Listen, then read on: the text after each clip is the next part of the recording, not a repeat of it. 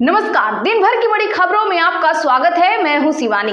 आज की खबर में बात होगी झारखंड में बीजेपी का ऑपरेशन लोटस पड़ा उल्टा, बीजेपी में धड़ाधड़ इस्तीफे की। वहीं जम्मू कश्मीर में बीजेपी को बड़ा झटका, ये कद्दावर नेता कांग्रेस में शामिल। साथ ही राहुल ने किया बड़ा हल्ला बोल, बंद करो यूपीएससी, आरएसएस से करवाओ भर्ती की। और चंपई के पाला बदल पर भड़का इंडिया, इसीलिए नहीं की चुनाव की घोषणा की। वहीं झुकेंगे नहीं राहुल गांधी, अखिलेश से कर दी बड़ी मांग की। इसी के साथ आज दिन भर की सभी बड़ी और प्रमुख खबरों को जानेंगे विस्तार से। उससे पहले एक नजर सुर्खियों पर। चंपई सोरेन भाजपा में जाएंगे या नहीं, सस्पेंस जारी। पूर्व सीएम ने सोशल मीडिया प्रोफाइल से जेएमएम लीडर मंत्री हटाया। दिल्ली में बोले कहीं नहीं जा रहे। गुलाम नबी आजाद को फिर साथ लाना चाहती है कांग्रेस। जम्मू कश्मीर चुनाव में नेशनल कॉन्फ्रेंस पीडीपी से गठबंधन की कोशिश, कहा भाजपा को हराना मकसद। राहुल गांधी का मोदी सरकार पर आरोप, कहा यूपीएससी की जगह आरएसएस से हो रही है भर्ती, छीना जा रहा है आरक्षण। जेएमएम ही नहीं, झारखंड में बीजेपी के अंदर भी सब ठीक नहीं, एक नेता के खिलाफ बगावती सुर तेज। झारखंड में देखिए क्या हो रहा, महाराष्ट्र चुनाव की तारीखों का ऐलान न होने पर भड़के संजय राउत। मुस्लिम लॉ बोर्ड ने कहा यूसीसी मंजूर नहीं, सरिया कानून से समझौता नहीं करेंगे। मोदी का धर्म आधारित कानूनों को सांप्रदायिक कहना बहुसंख्यकों का अपमान। एमएलए देवेंद्र की गिरफ्तारी पर 21 को कांग्रेस करेगा हल्ला बोल। भूपेश बघेल बोले सीएम और गृह मंत्री के इशारे पर हुई कार्रवाई, पुलिस ऐसा काम न करे। जम्मू कश्मीर में अकेले चुनाव लड़ेगी भाजपा, कश्मीर में निर्दलियों से गठबंधन संभव। 21 अगस्त को कैंडिडेट्स की पहली लिस्ट होगी जारी। हाईकोर्ट के आदेश को सुप्रीम कोर्ट में देंगे चुनौती, अनारक्षित वर्ग के अभ्यर्थी बोले 1994 की आरक्षण नियमावली सिर्फ एक सीधी भर्ती में लागू हो। जम्मू कश्मीर में पूर्व मंत्री ताज मोहिउद्दीन ने गुलाम नबी आजाद की छोड़ी पार्टी, कांग्रेस में करेंगे घर वापसी। भाजपा की निजी सेना को उच्च पदों पर बैठाने का नागपुरिया मॉडल, केंद्र की सीधी भर्ती पर लालू यादव ने उठाए सवाल। कोलकाता में धारा 163 हुई लागू, 7 दिन तक रैली धरना प्रदर्शन पर रहेगी रोक, उल्लंघन करने पर होगी कार्रवाई। सपा और कांग्रेस में सीट बंटवारे को लेकर फिर फंसेगा पेच, राहुल गांधी कर सकते हैं 5 सीटों पर दावेदारी। हरियाणा में चुनावी मौसम, विधायकों के इस्तीफे की लगी झड़ी। जेजेपी के नेता पालाराम सैनी ने पार्टी से दिया इस्तीफा। यूपीएससी के लैटरल एंट्री नोटिफिकेशन पर भड़की कांग्रेस, पटवारी ने लिखा बीजेपी आरक्षण विरोधी, रिजर्वेशन खत्म करना आरएसएस का पहला एजेंडा। अमित शाह बोले नागरिकता को लेकर कांग्रेस ने तुष्टीकरण की राजनीति की। सीएए के तहत सिटीजनशिप पाने वाले परिवारों से कहा 3 पीढ़ियां न्याय के लिए तरसी। पुडुचेरी को पूर्ण राज्य का दर्जा दिए जाने की गूंजी मांग, एक बार फिर विधानसभा में प्रस्ताव हुआ पारित। धर्मेंद्र प्रधान से मिले गोपाल कांडा, भाजपा हलोपा गठबंधन को लेकर जल्द होगा फैसला। महाराष्ट्र में कांग्रेस ने बताया किस आधार पर एमवीए में होगा सीटों का बंटवारा, कहा लोकसभा की जीत दोहराएंगे। बांग्लादेश में तख्ता पलट की स्क्रिप्ट तो 16 महीने पहले ही लिखी गई थी। पाकिस्तानी एजेंट सरकार विरोधी प्रदर्शन में घुसे, बाढ़ के समय हिंसा कराई ताकि आर्मी न पहुंच सके। अनंत सिंह बोले लालू यादव से कहकर बदला लिया है। एपीएस लिपि सिंह और नीतीश के जेडीयू आरसीपी ने मुझे फंसाया, करेंगे कंप्लेन। हिमाचल प्रदेश में बादल फटने से मचा हाहाकार, बाढ़ और भूस्खलन से अब तक 31 लोग मरे, 121 घर हुए तबाह। चलिए अब जानते हैं बड़ी और प्रमुख खबरों को विस्तार से। उससे पहले प्लीज वीडियो को लाइक करें, साथ ही आपसे रिक्वेस्ट खबरों को आखिर तक जरूर देख लें। चंपई सोरेन भाजपा में जाएंगे या नहीं, सस्पेंस जारी। पूर्व सीएम ने सोशल मीडिया प्रोफाइल से जेएमएम लीडर मंत्री हटाया।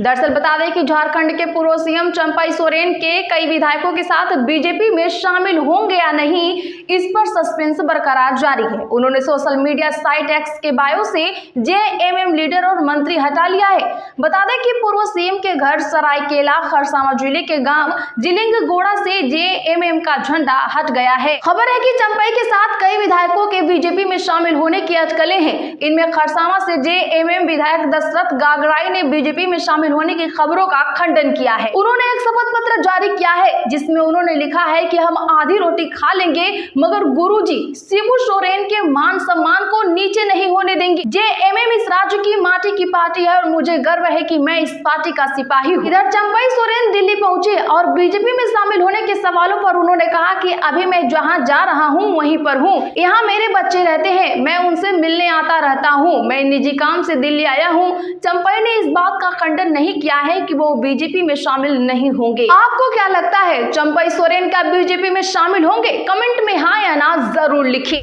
गुलाम नबी आजाद को फिर साथ लाना चाहती है कांग्रेस। जम्मू कश्मीर चुनाव में नेशनल कॉन्फ्रेंस पीडीपी में गठबंधन की कोशिश। जी हां, बता दें कि जम्मू कश्मीर विधानसभा चुनाव का बिगुल बजते ही कांग्रेस राज्य में एक्टिव हो गई है। पार्टी से जुड़े सूत्रों का कहना है कि गांधी परिवार चाहता है कि पूर्व सीएम गुलाम नबी आजाद की पार्टी में वापसी हो।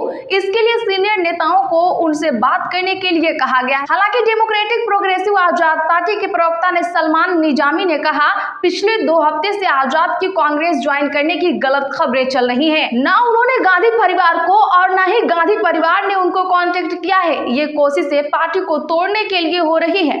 इधर पार्टी नेशनल कॉन्फ्रेंस और पीडीपी से गठबंधन बनाने की कोशिश में है।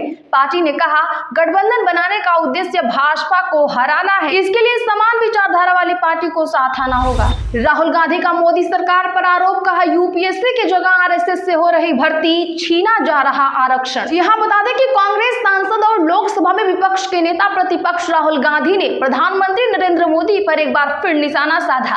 हाल ही में संघ लोक सेवा आयोग यानी यूपीएससी की ओर से निकाली गई भर्ती परीक्षा का जिक्र करते हुए उन्होंने कहा कि यह सरकार बड़े पदों पर भर्ती संघ लोक सेवा आयोग की जगह राष्ट्रीय स्वयंसेवक संघ से कर रही है। राहुल गांधी ने सोशल मीडिया मंच एक्स पर एक पोस्ट कर हमला बोला। उन्होंने कहा कि नरेंद्र मोदी संघ लोक सेवा आयोग की जगह राष्ट्रीय स्वयंसेवक संघ के जरिए लोक सेवकों की भर्ती कर संविधान पर हमला कर रही है।